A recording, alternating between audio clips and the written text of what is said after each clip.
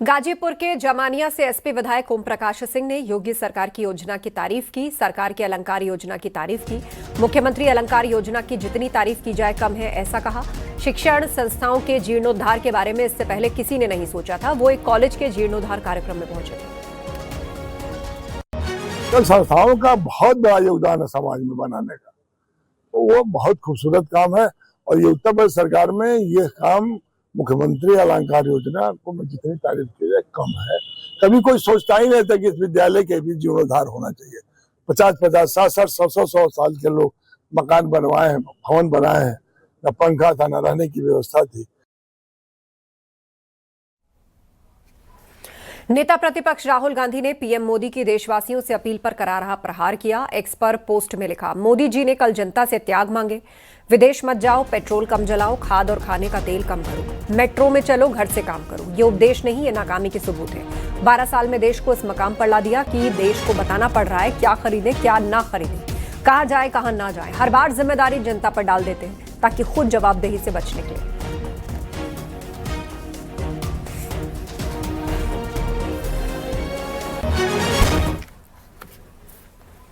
उधर योगी सरकार के मंत्री दानिश आजाद अंसारी ने पीएम मोदी की अपील को सही बताया है। उन्होंने कहा कि मौजूदा वैश्विक हालात को देखते हुए प्रधानमंत्री मोदी ने देशवासियों को बहुत सकारात्मक सुझाव दिए हैं। क्रम चल रहे हैं, उस घटनाक्रम को देखते हुए निश्चित तौर पे प्रधानमंत्री मोदी जी ने बहुत सारे सकारात्मक सुझाव देश को दिए हैं। और एक अच्छी बात इस डिकेड में देखने को मिली कि मोदी जी ने जब भी जो सलाह देश को दिया, पूरे देश के एक एक व्यक्ति ने, हर जाति धर्म मजहब के लोगों ने मोदी जी पे विश्वास जताते हुए उन सलाह को माना भी है। बीजेपी के वरिष्ठ नेता मुख्तार अब्बास नकवी ने पीएम मोदी की अपील को सही बताया। वैश्विक संकट का देश में कम प्रभाव हो, इसे लेकर पीएम मोदी ने यह अपील की। आज इस वैश्विक संकट के दौर में जहां एक तरफ सरकार इस संकट के समाधान का हिस्सा बन रही है, वहीं जो है वो समाज को भी इस संकट के समाधान का हिस्सा बनना चाहिए। ये बात प्रधानमंत्री जी ने कही है। और मैं मानता हूं कि जब भी इस तरह का संकट आया है भारत पर, तो पूरे देश ने एकजुट होकर के उस संकट के समाधान में हिस्सेदारी और भागीदारी की है। लेकिन अफसोस की बात है कि कुछ लोग जो है वो डायनेस्टी के डिफॉल्टेड डपूर शंख लोग ऐसे हैं जो कि संकट के समाधान का हिस्सा बनने के बजाय जो है वो सियासी व्यवधान का किस्सा गढ़ने में लग जाते हैं। पीएम मोदी की अपील पर देश भर में लोगों की मिलीजुली प्रतिक्रियाएं देखने को मिल रही हैं। राजधानी दिल्ली में बड़ी संख्या में लोगों ने पीएम की अपील का समर्थन किया और कहा कि देश हित में अगर कुछ दिनों तक सोना कम खरीदा जाए, पेट्रोल डीजल की खपत कम की जाए तो इसमें कोई परेशानी नहीं। लोगों का कहना है जब बात देश हित की हो तो हर नागरिक को सरकार का साथ देना चाहिए। जो भी वो कह रहे हैं वो ठीक है, बिल्कुल ठीक कह रहे हैं। इससे आपको क्या लगता है कि बचत करके क्या मतलब आप योगदान देंगे कि 1 साल गोल्ड नहीं खरीदेंगे? बिल्कुल योगदान देंगे। बहुत अच्छा है, बहुत बढ़िया काम कर रहे हैं। क्योंकि हमारे देश में अभी वैसे तो भगवान की कृपा है, संकट नहीं आया है। कल को अगर संकट आ जाता है तो हम लोग उससे प्रिपेयर रहें, हम आगे की सोचें। गोल्ड मना किया है, कोई बात नहीं, 1 साल के लिए मना किया है ना, आगे आप खरीद लीजिए, आप आगे दे दीजिए, वर्क फ्रॉम होम करिए, बहुत अच्छी बात है। अगर हम 50% बाहर रहते हैं या 50% घर में रहते हैं तो पेट्रोल बचेगा। मैं तो ये चाहूंगा कि एक ऐसा दिन निकालें जिसमें कि पूरी इंडिया रेस्ट करे, जिससे कि हमें बहुत फायदा होगा, पेट्रोल बचेगा, बिजली बचेगी। बहुत ही अच्छी अपील है ये, क्योंकि पैसा जब हम सोना खरीदते हैं, सोना एक निष्क्रिय धातु है, इसके कोई फायदे नहीं है। सिर्फ हमने खरीदा और रख दिया। जो हमारी मनी जाता है यहाँ से वो फॉरेन के लिए जाता है, हमारा मनी यहीं रहेगा तो हमारी प्रॉस्पेरिटी में काम आएगा, हमारे उद्योग धंधों में लगेगा। तो बहुत अच्छी अपील है और हर एक को वो बात ठीक है पीएम साहब की कि भाई बलिदान कोई ब्लड देके या ब्लड सीड करके ही नहीं होता। बलिदान जो है अपनी चीजों को सीमित करके, जब कभी कोई आपदा पड़ती है, जैसे इकोनॉमिक क्राइसिस है फिलहाल, तो इसमें अपनी जो आवश्यकता है उनको सीमित कर लीजिएगा। सीमित करेंगे तभी हम पार पाएंगे इस सब चीजों से। अमेठी में महिलाओं ने धरना प्रदर्शन का आज दूसरा दिन है। यहां बड़ी संख्या में महिलाएं कांग्रेस कार्यालय के बाहर प्रदर्शन कर रही हैं। महिला कांग्रेस सांसद किशोरी लाल शर्मा के ऑफिस के बाहर बैठकर विरोध जता रही हैं। उनका आरोप है विपक्षी सांसदों ने महिलाओं के हक के लिए लाए जा रहे कानून का विरोध किया। वो कानून पास नहीं हो सका और महिलाओं को उनका हक नहीं मिल पाया।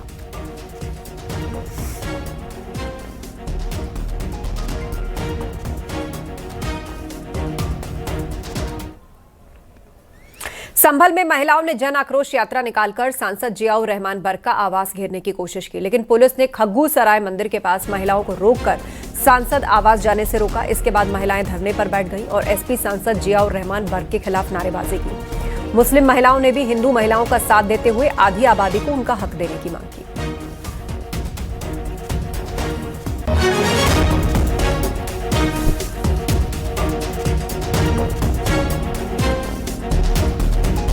हमारी पार्टी में हमारे पार्टी के पदाधिकारी नेतागढ़ के द्वारा महिलाओं को सम्मान मिलता है।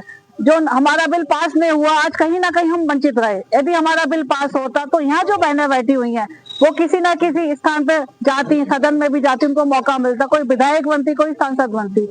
भारतीय जनता पार्टी ने हमें पंचायत से पार्लियामेंट तक जाने का अवसर दिया। आज जो हमारा सपना टूटा है तो हम समस्त एज की माता बहनें यहाँ एकत्र हैं, समस्त समाज की हैं। इटावा में सपा सांसद जितेंद्र दोहरे के आवास पर बीजेपी महिला नेताओं और समर्थकों ने जोरदार प्रदर्शन किया। महिला संगठन ने संसद में नारी वंदन बिल के विरोध को लेकर सपा सांसद के खिलाफ नारेबाजी की और प्रदर्शन को देखते हुए पुलिस प्रशासन ने इलाके में कड़े सुरक्षा इंतजाम किए। इस दौरान भाजपा विधायक सरिता भदौरिया ने भी सपा सांसद पर जमकर निशाना साधा।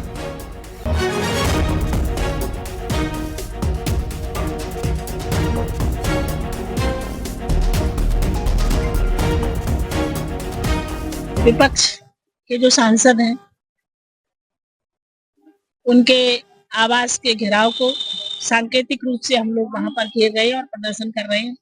और कारण ये है कि जो 17 तारीख को नारी शक्ति वंदन अधिनियम को पार्लियामेंट में क्रियान्वित होने से रोकने का काम जिस तरीके से विपक्ष ने संख्या बल के आधार पर किया है, जब वहां पर वोटिंग हुई तो संख्या बल के आधार पर उन्होंने नारी शक्ति वंदन अधिनियम को रोकने का काम किया और पूरे देश की महिलाएं अपने आक्रोश को व्यक्त कर रही हैं और नाराजगी व्यक्त कर रही हैं। नोएडा में वेस्ट टू एनर्जी प्लांट लगाने को लेकर कथित कमीशन खोरी का मामला तूल पकड़ता नजर आ रहा है। जुलाई 2025 में गोवा के दौरे पर गए जन स्वास्थ्य विभाग के अधिकारियों से जुड़ा एक वीडियो सरकार तक पहुंचा। इसमें प्लांट लगाने के बदले कमीशन मांगने का दावा किया जा रहा है। सरकार ने शिकायत को गंभीरता से लिया। वीडियो की जांच 2 निजी लैब में भेजी। शुरुआती स्तर पर वीडियो को AI से बना फेक वीडियो भी कहा जा रहा है। सूत्रों के मुताबिक वीडियो प्रमाणित होने के बाद मामले में बड़ी कार्रवाई हो सकती है।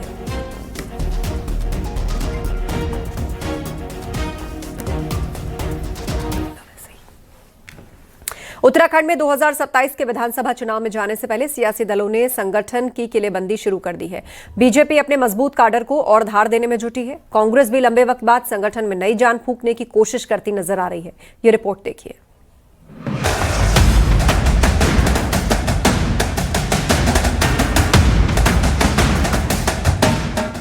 2027 के चुनावी रण से पहले उत्तराखंड की सियासत में संगठन को लेकर हलचल तेज हो गई है।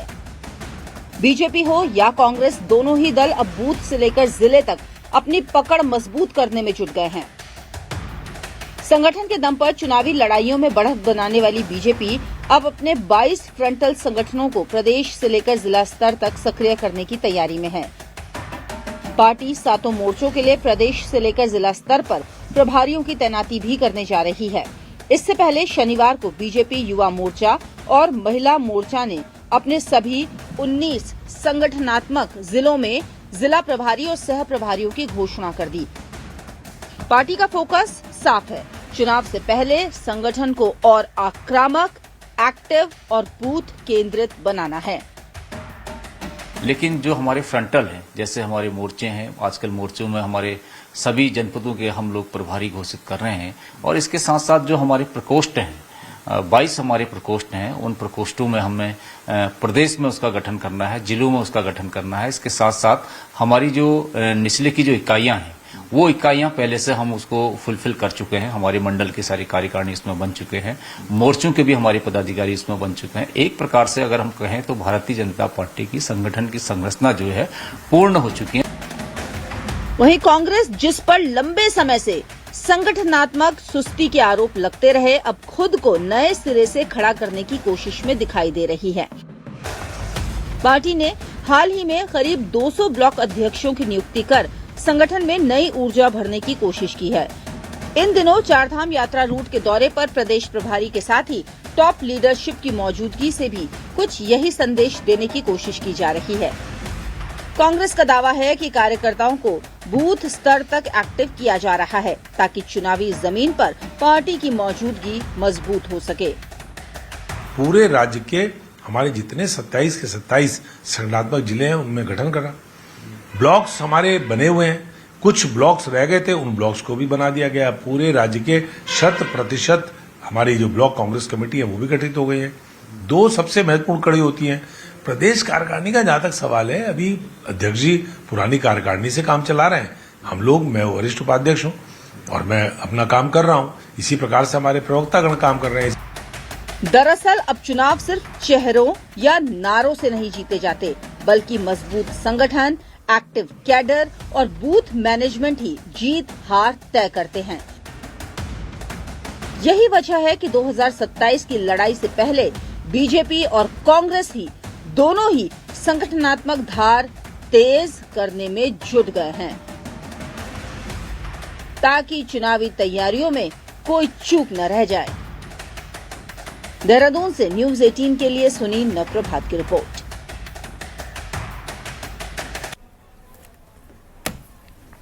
मथुरा पुलिस लगातार अपराधियों पर शिकंजा कस रही है। पुलिस ने गैंगस्टर एक्ट के तहत बदमाश पवन की संपत्ति को कुर्क किया। मथुरा के थाना हाईवे क्षेत्र की कृष्णाधाम कॉलोनी में कुर्की की कार्रवाई हुई। बदमाश आगरा का रहने वाला है। पुलिस ने मुनादी कराकर 2 प्लॉटों की कुर्की की। दोनों की कीमत करीब 9,15,000 रुपए बताई जा रही है।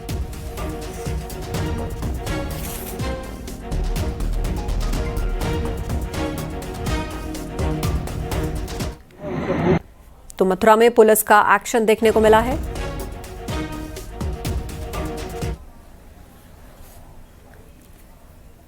खबरों में आगे बढ़ते हैं। 5 मई की रात केदारनाथ यात्रा से लौट रही लापता प्रज्ञा सिंह बिहार के बेगूसराय से मिली है, जो ट्रेन से रहस्यमय तरीके से गायब हो गई थी। वहीं हरिद्वार के एसएसपी का कहना है कि प्रज्ञा सिंह अपनी मर्जी से गई थी। पुलिस प्रज्ञा को लेकर आ रही है और मजिस्ट्रेट के सामने प्रज्ञा के बयान भी दर्ज किए जाएंगे।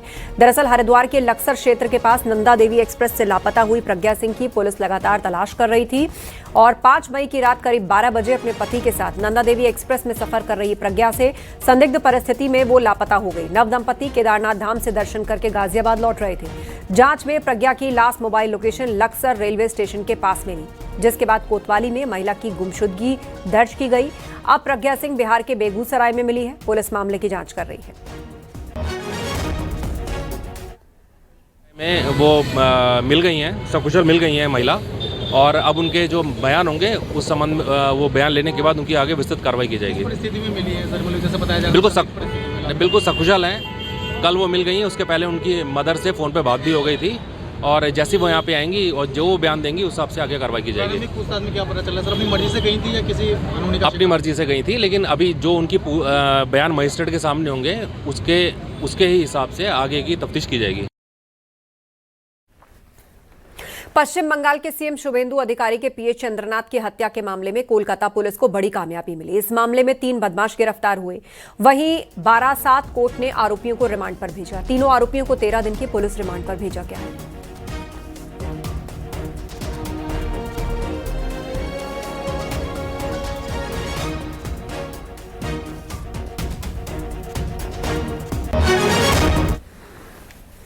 उत्तराखंड में अल्पसंख्यक जिला प्राधिकरण में रजिस्ट्रेशन के लिए अब तक सिर्फ एक मदरसा आगे आया। ऐसे में सवाल ये कि अगर सब कुछ ठीक है तो रजिस्ट्रेशन में मदरसा संचालकों को किस बात का डर है, ये रिपोर्ट देखिए।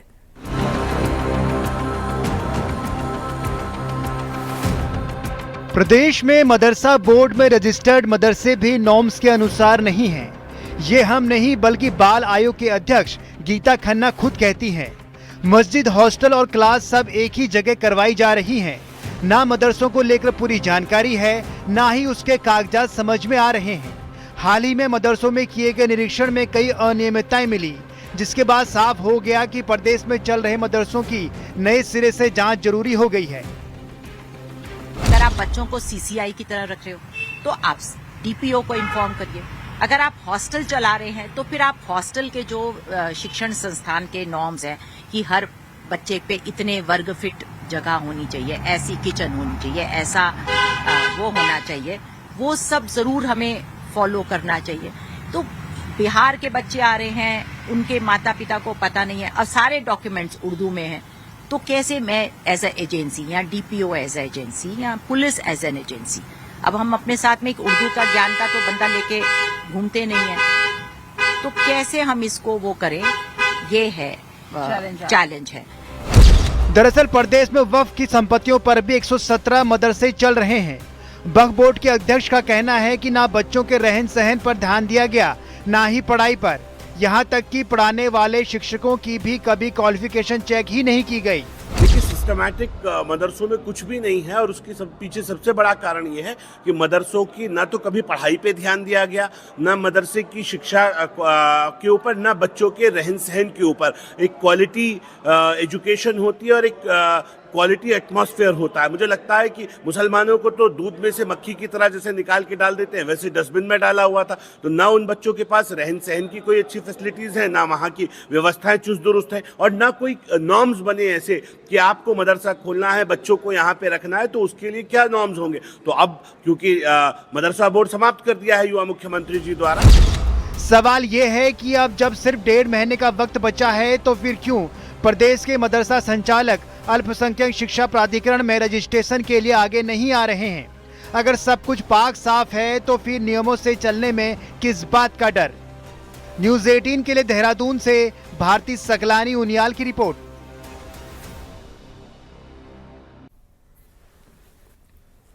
आजमगढ़ में कुख्यात माफिया कुंटू सिंह की 1,50,00,000 की संपत्ति कुर्की गई। आजमगढ़ पुलिस ने जीएनपुर थाना क्षेत्र में कुंटू सिंह की 1.5 करोड़ की संपत्ति कुर्की। ये कार्रवाई थाना जीएनपुर और कोतवाली पर पंजीकृत गैंगस्टर एक्ट के मुकदमों में की गई। कुंटू सिंह पर कुल 78 आपराधिक मुकदमे दर्ज है, जिसमें हत्या, लूट, रंगदारी, अपहरण, धोखाधड़ी जैसे संगीन मामले शामिल है। कुंटू सिंह थाना जीएनपुर का हिस्ट्री शीटर है।